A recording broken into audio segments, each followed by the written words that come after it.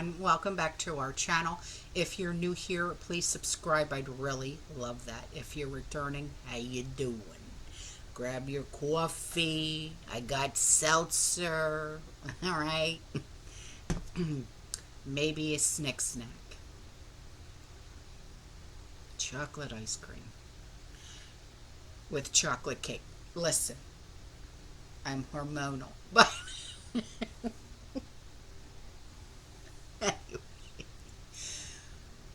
there is something, I don't know if you've ever heard of this, okay? It's called a food shortage simulation. Yeah. And there was an article discussing the looming food shortage, okay, in the United States and the rest of the world. And while it might have seemed like it was paranoia to some people, the information provided in that article is very real. In fact, I'm not the only one that's been thinking about this, okay? Back in 2015, 65 people showed up at the World Wildlife Fund's headquarters, which is in Washington, D.C., okay? And these individuals were international policymakers, corporate businessmen, academics, and leaders in thought. And they had a goal. It was to run a simulation of a world food crisis that would begin in 2020 and run until 2030. Sound familiar? Yeah. Now, this press release of the event was published on the Big AG Corporation Cargill website.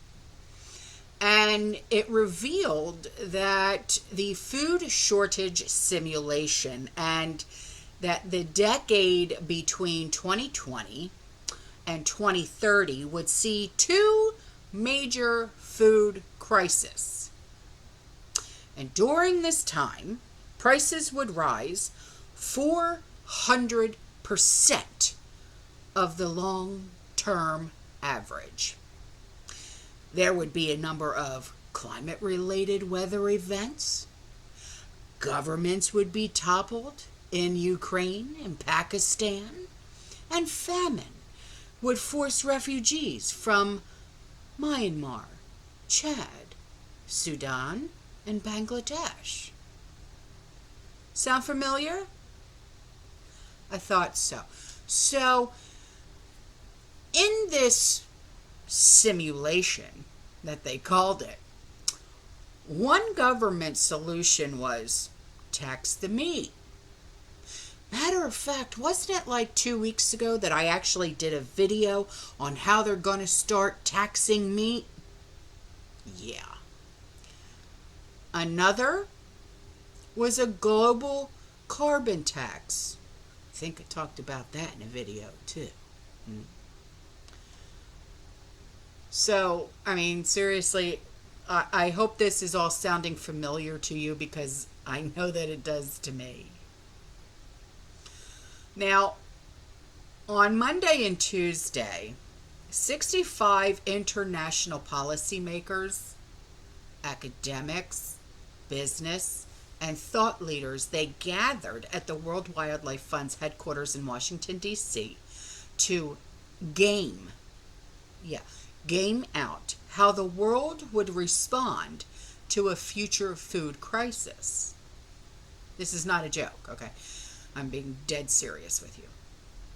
The game took the players from the year 2020 to the year 2030.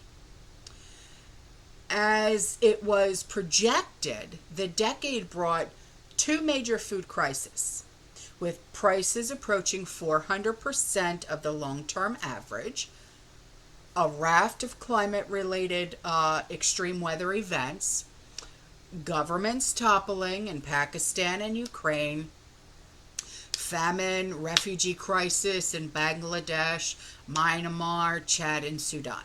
Okay. Now, climate, hunger, civil unrest, spiking food prices came together at the food chain reaction game in Washington, D.C. this week. And corporation mostly won the day, along with WWF, the Center for American Progress, and the Center for Naval Analysis. Cargill was one of the food chain reaction organizers. And this company was represented in the game by corporate vice president Joe Stone. Now, over 2 days, the players, which were divided into teams for Africa, Brazil, China, the EU, India, the US, international businesses, investors, multilateral institutions, and they crafted their policy responses as delegations engaged in intensive negotiations. Of course, working globally turned out to be the most beneficial. Now, corporation mostly won the day over the short-term individual advantage. Teams pledged to build international information networks and early warning systems on hunger and crops together, invest jointly in smart agricultural technology, and build up global food stocks as a buffer against climate shocks. Okay. Now, in the face of a steep price spike, okay, with looming global food shortages in 2022, the EU at one point suspended its environmental rules for agriculture and introduced a tax on meat. Both measures were quickly reversed in 2025 as harvests went back to normal and tensions eased in the hypothetical universe. Now, carbon and meat taxes are a possibility here. The most eye-catching result, however, was a deal between the US, the EU, India, and China, standing in for the top 20 greenhouse gas emitters to institute a global carbon tax and cap CO2 emissions in 2030. So, we've learned that a carbon tax is a possibility in the years ahead. But before we can consider moving ahead with a measure like this, it has to be studied and understood much better. And you have to avoid sudden market distortions and unforeseen consequences. So this guy Stone said that he was impressed with the complexity of the game and the second and third order consequences of some of the decisions that were taken. Take the meat tax that Europe wants to impose and think through that. And what meat is going to be taxed? Does that mean poultry and beef or agriculture as well? And where do you levy the tax? Where does the money go? What are the unintended consequences? And the game was built over a course of months with maximal realism in mind. But the scenario was extrapolated from events that have actually occurred in real world, such as the food crisis of 2008-2009 or the recent string of hottest years and months on record. So the Cargill economist, his name is Tim Bodin, B-O-D-I-N, who helped design this game and sat on the judges panel that evaluated the team's moves, he said that he was surprised by the degree of cooperation because he said most people started out with short-term perspective, but transitioned to long-term measure pretty quick. And he said that they started working on strengthening resiliency instead of just putting out fires. But keep in mind, this press release and the exercises that took place in 2015, yet it's almost as if they were reading a script from 2020. So there is obviously a clear agenda here, okay? Because the fact is that we know there's an agenda for all of these things. Food shortages, meat tax, global carbon tax, and if COVID has anything to do with it, it has to be the most helpful little V to have ever existed. And that is as long as you're a member of the global feudal overlords. You know who they are, WEF. If you've been,